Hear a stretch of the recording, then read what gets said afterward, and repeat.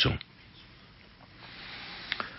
Juan Pablo, ¿usted ya vio el nuevo oficio de don Ricardo Ávila en El Tiempo, después de haber salido de portafolio de su dirección?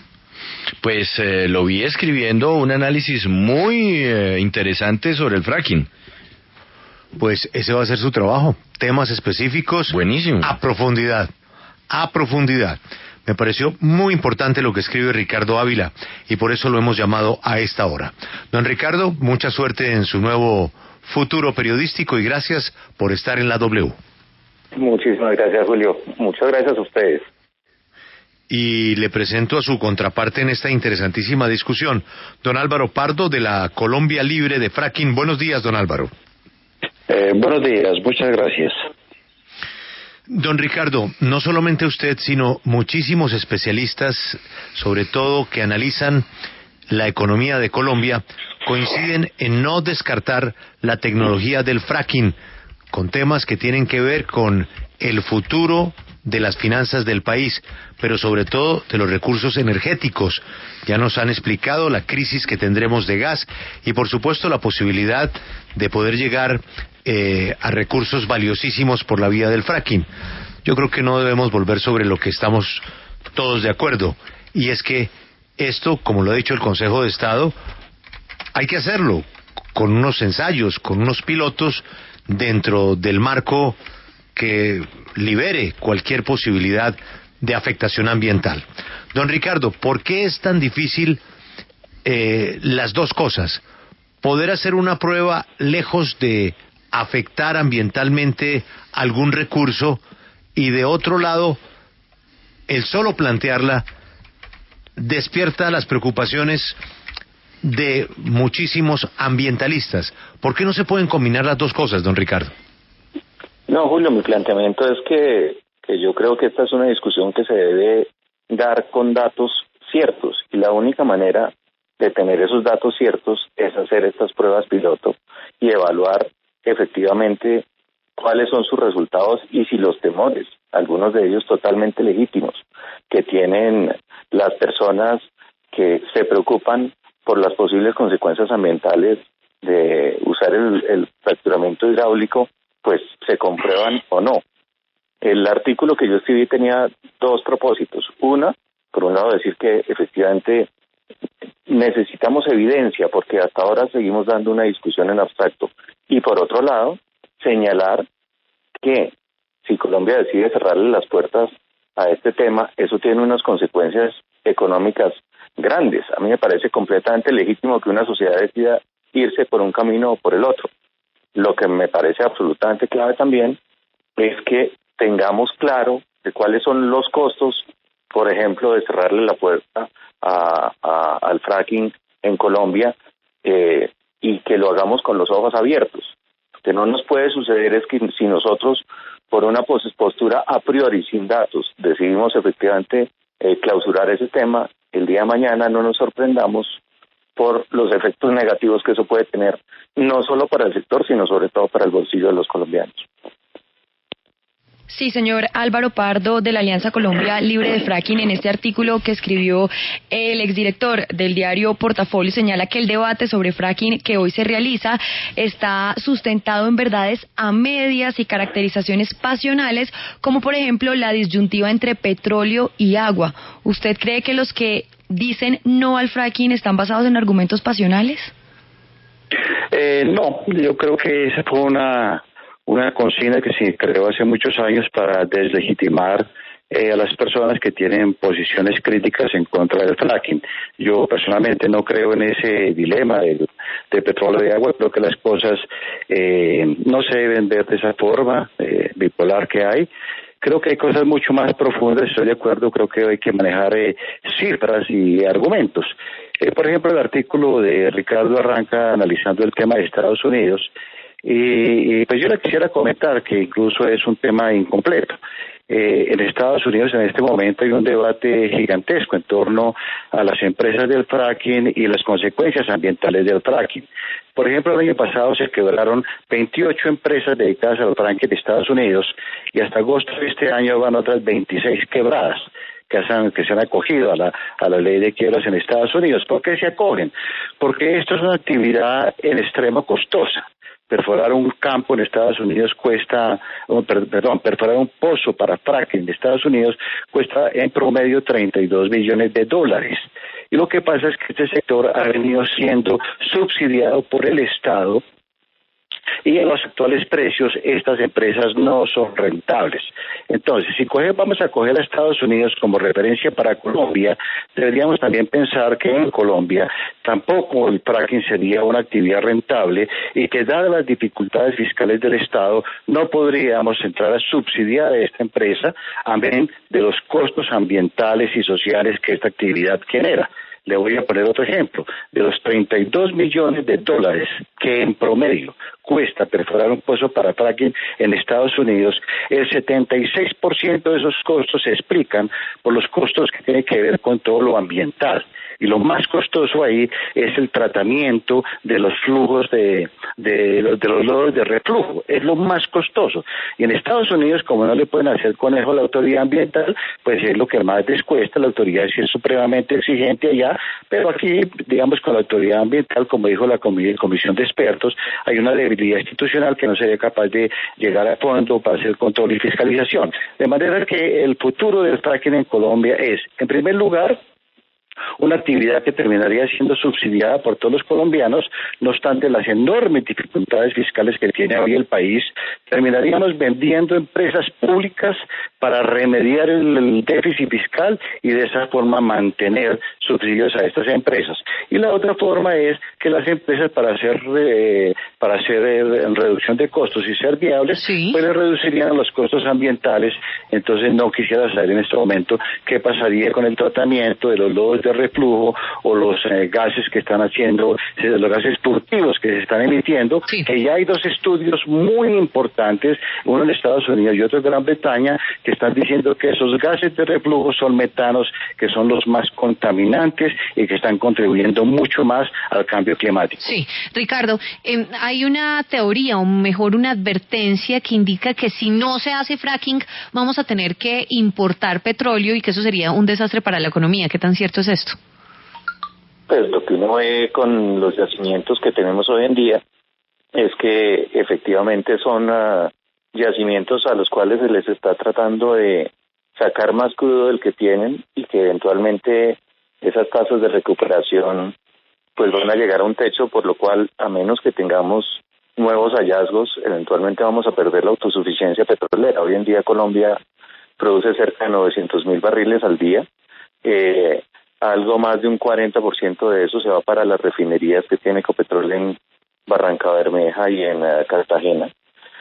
Y claro, los cálculos muestran que a partir del 2024 la tasa de declinación de esos yacimientos comienza a bajar. Entonces, eso tiene dos problemas. Por un lado, se nos caen las exportaciones. Hoy en día el petróleo representa el 41% de las exportaciones colombianas. Estamos hablando, este año, mal contados, unos 17,000 millones de dólares, que si desaparecen, eso tiene unos impactos económicos indudables. Y por el otro lado está el tema de llegar al extremo en el cual no logremos abastecer ni siquiera el consumo nacional. Sí, señora Ávila, pero qué pena lo interrumpo. Sí. Precisamente hablando del tema de las ventas externas, ¿usted no cree que esa también sería una oportunidad para la diversificación de las exportaciones? Sin duda alguna. La gran pregunta es cómo reemplaza unos números por otros. Entonces, que estamos hablando de 17,000 millones de dólares. Este año las exportaciones de aguacate, que son un éxito indudablemente, van a llegar a 100 millones de dólares. Entonces 17,000 contra 100 es complejo. Uno habla de las posibilidades del cannabis medicinal. El jueves y el viernes hubo un foro muy interesante en Bogotá y las proyecciones lo que muestran es que en un caso bastante optimista superaríamos los 1,000 millones de dólares de exportaciones a comienzos de la próxima década. O sea no que es más. ¿Cómo reemplazar? Es que exportar 17,000 millones de dólares en otros productos no es algo que suceda de la noche a la mañana. O sea que es decir que entonces lo que ha dicho tantas veces el presidente Duque de convertir el turismo en el nuevo petróleo es una falacia total. No quiere decir eso, no quiere decir eso, pero no quiere decir que vayamos a vender 17,000 millones de dólares en ingresos turísticos. No, por lo menos no lo vamos a lograr de la noche a la mañana. Por supuesto que Colombia tiene que diversificar su canasta exportadora, por supuesto que tiene que ampliar sus fuentes de ingresos externos. Pero aquí todo suma. El problema es que uno no es que quita algo y lo reemplaza por otro de manera automática, porque eso no es un tema de voluntad, eso es un tema de desarrollar mercados. Sí. Y eso toma tiempo. Señor Pardo, yo quisiera saber cuáles son los efectos que tiene en el medio ambiente estas pruebas piloto. Prueba de pilotos, en primer lugar, no hay unos términos de referencia, de manera que eso se va a llevar un buen tiempo y eso no es culpa, no es responsabilidad de la organización no al fracking. Es el gobierno nacional que debe emitir esos términos de referencia. Pero el asunto de fondo es lo que dijo la comisión de expertos, no es un invento nuevo. ¿Dónde están los estudios geológicos, hidrogeológicos, socioeconómicos para poder avanzar en alguna de las fases del fracking, en este caso con las pruebas piloto? Entonces, de manera que esas son cosas que primero tendría que hacer el Estado, mostrarnos esos estudios y vamos a ir mirando en el camino, pero no pueden empezar a hacer pruebas y experimentos en una zona poblada y de la riqueza hídrica que tiene el Magdalena Medio. Pero además quisiera agregarle algo al doctor Ávila, que le gustan mucho las cifras. Los documentos que circulan hoy en Estados Unidos sobre fracking muestran que incluso hay muchos pozos de fracking que en el primer año están mostrando decrecimiento de productividad del 60 al 90%. Sí, en el primer año. En Vaca Muerta, Argentina, los pozos están durando en promedio 10 años.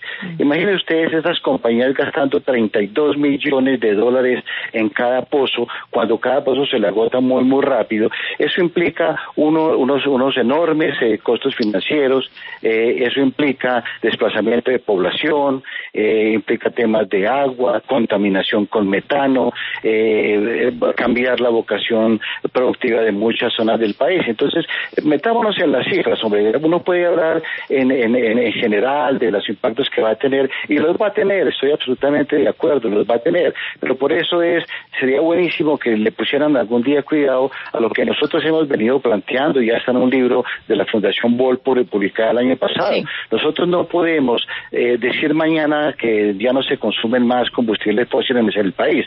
Eso no es sensato, eso no es racional, y nunca lo hemos dicho, pero se nos estigmatiza por ese lado. Lo que nosotros hemos dicho es que hay que avanzar rápidamente en la conversión de la matriz energética del país.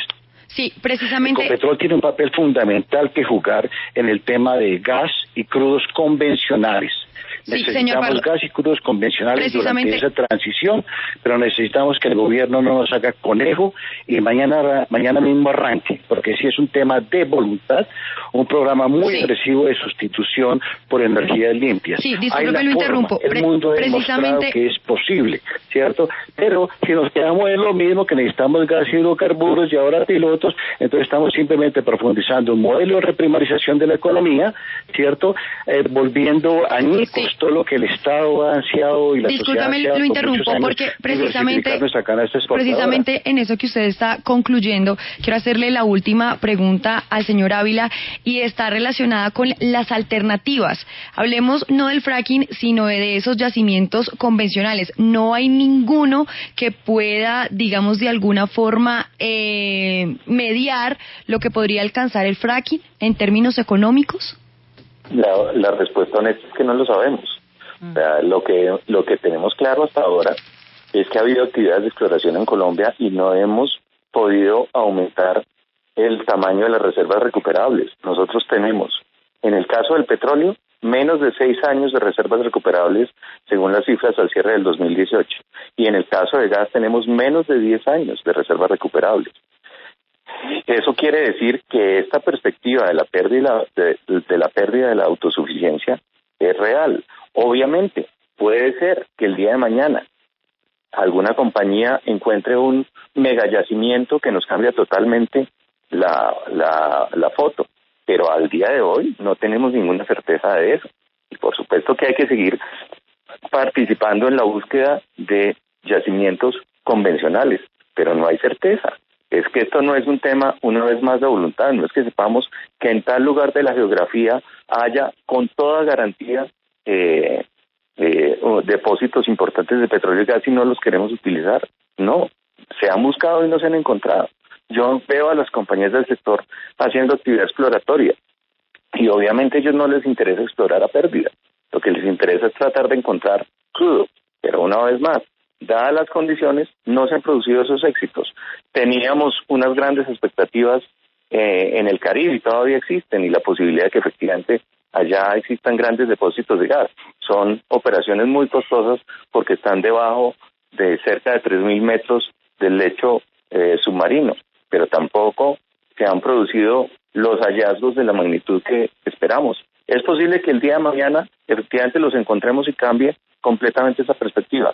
Al día de hoy, lo más recomendable es, una vez más, esperar lo que diga esas pruebas pilotos, que se hagan bien y que estoy seguro van a tener la supervisión de muchísimas personas que son amigas o no son amigas del tema del fracking, y en ese momento se tome la decisión. Hacer la discusión en abstracto y cerrarle la puerta, porque sí, a mí me parece que es un tema que nos conlleva a costos que son indeseables para todos, para usted y para mí, y en ese sentido, y para los colombianos más pobres, y en ese sentido, me parece que esas decisiones las tiene que tomar la sociedad colombiana con los ojos abiertos. Que si las compañías van a perder dinero, es problema de las compañías. Yo no tengo por qué decirle al sector privado métase o no se meta si van a perder dinero. Si pierden dinero en Estados Unidos es problema de ellos. Clarísimo. Pero entonces creo que esto es un debate que continúa. Simplemente tengámoslo claro. Pues al señor Ricardo Ávila, economista, exdirector de Portafolio y ahora analista con estos artículos especializados pues en este sector. Muchas gracias. No, pero María C, todo está regio, sí, todo divinamente, economista y no sé qué, y está haciendo unas crónicas buenísimas para el tiempo, pero me hacen falta la brújula y el editorial de Portafolio. Muchas gracias, Alberto. Bueno, y al señor Álvaro Pardo le hago la última pregunta. Mire, y muchos expertos dicen que críticos dicen que la comisión de expertos respondió a intereses del gobierno nacional. ¿Cómo evitar que esos resultados de las pruebas piloto pues no sean tomadas como esto?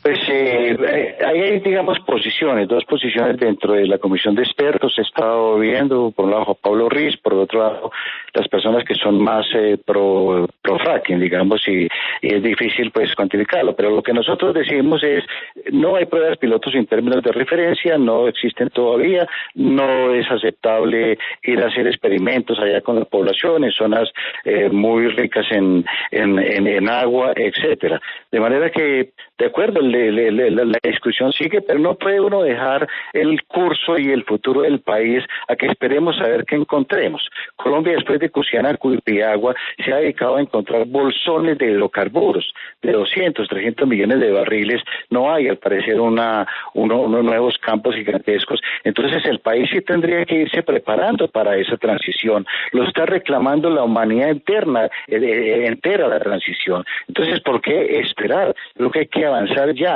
en lugar de estar deslegitimando a los líderes sociales, como hizo ayer el señor Vargas Lleras en una repudiable columna en El Tiempo. Hombre, pensemos qué vamos a hacer para adelante, y el mundo va hacia allá. Tenemos que detener el cambio climático, es nuestro hogar, el único hogar que tenemos que pensar en decisiones. Por ejemplo, California, el año pasado dijo, no hay ninguna construcción nueva que no se genere su propia energía.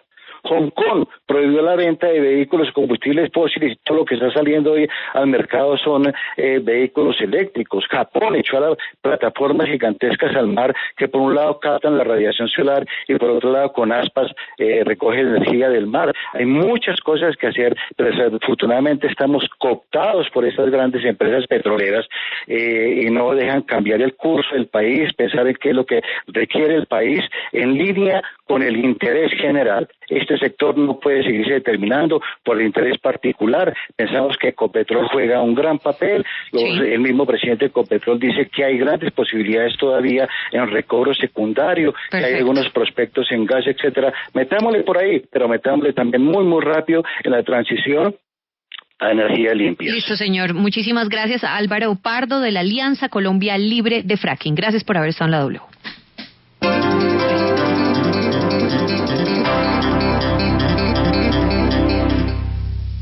Boston Medical Group, donde todo hombre puede tener su esperanza.